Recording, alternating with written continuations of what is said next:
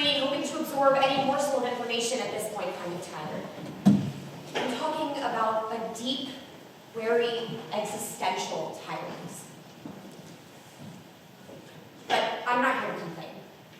I'm here to explain. I've always lived in pressure cooker.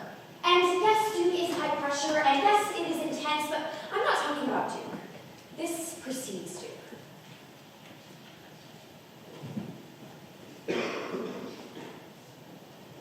It took me 10 years to be able to say that I experienced abuse as a kid. It's still not something I'm super comfortable sharing to this day. And the terms have changed. I experienced abusive behavior, then I experienced abuse, then I was abused. The more I learn about myself and the way my childhood shaped me, I've been able to comprehend the things that have happened to me, but it takes time. So I ask for your patience as I work through this with you. You are a failure of a daughter. I got this when I was 12. My first district cross-country race. I got third. I panicked during the last quarter mile, but third wasn't first, and anything that wasn't first was last. I spent the car ride home hearing the usual, that I wasn't good enough, I never would be, and that my mom would stop coming to my races.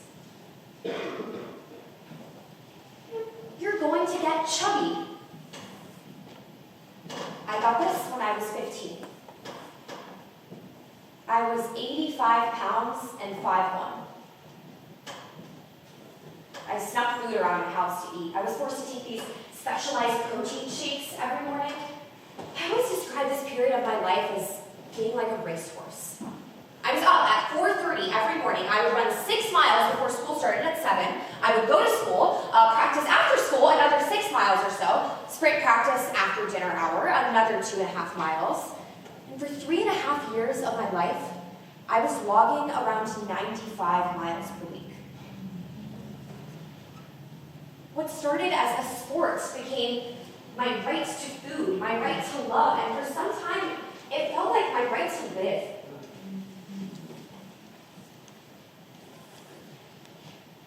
I developed an eating disorder, and one that I wouldn't begin to recover from until my sophomore year of college. The comments, they became seared into my brain. I remember when I first told my therapist this. Why didn't you just stop? I chuckle when people ask me this, because when I complained, when I tried to make it stop, things got bad. I'd get kicked out of the house, the insults would come, the internet gets turned off, my phone taken away, the bell would come off.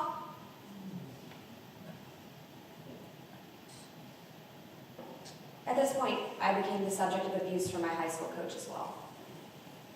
People don't leave where I'm from. My races put my town on the map. I would get pulled out of class and reprimanded daily for my workout times, my races. I couldn't escape it. I wanted it all to stop, and there was no safe place for me to be, but the only person that I had was myself. I felt like I was living in a box, and the walls were getting closer and closer, and the air was getting thinner and thinner, and I didn't have the space to breathe, to have emotions, to anything.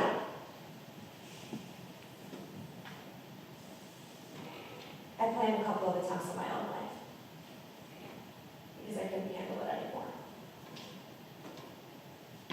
The noise outside was so loud, and my head was so quiet. There was no way out of my head.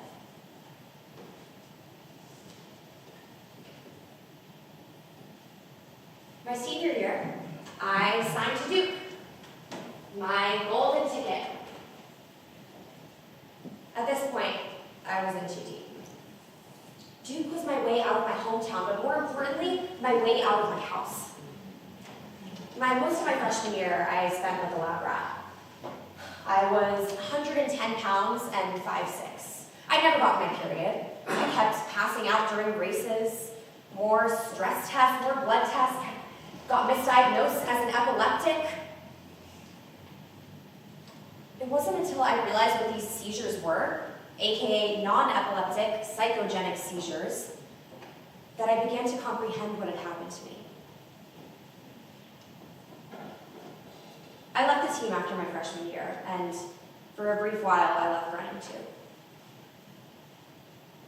But I was out. I made it out. But only then did I begin to comprehend what had happened to me. The years of abuse, the eating disorder, the suicidal ideation, and the body dysmorphia that followed as I grew 4 inches at a place no healthier than Duke 2. I don't look back on my teenage years fondly. I don't think I ever will. But it wasn't until I truly stopped giving a rat's ass that I started living. Now, 23 years old, I'm in recovery from an eating disorder. And I go to therapy. I still can't really race, but I am running again. And I don't tell many people that. Because for the first time in my life, my running is mine. Every step by God is mine. If there's one thing I want you to take away from my story, it's this. It wasn't until I stopped living for every other person in my life, my mom, my coaches, my town, my family, that I started living for myself.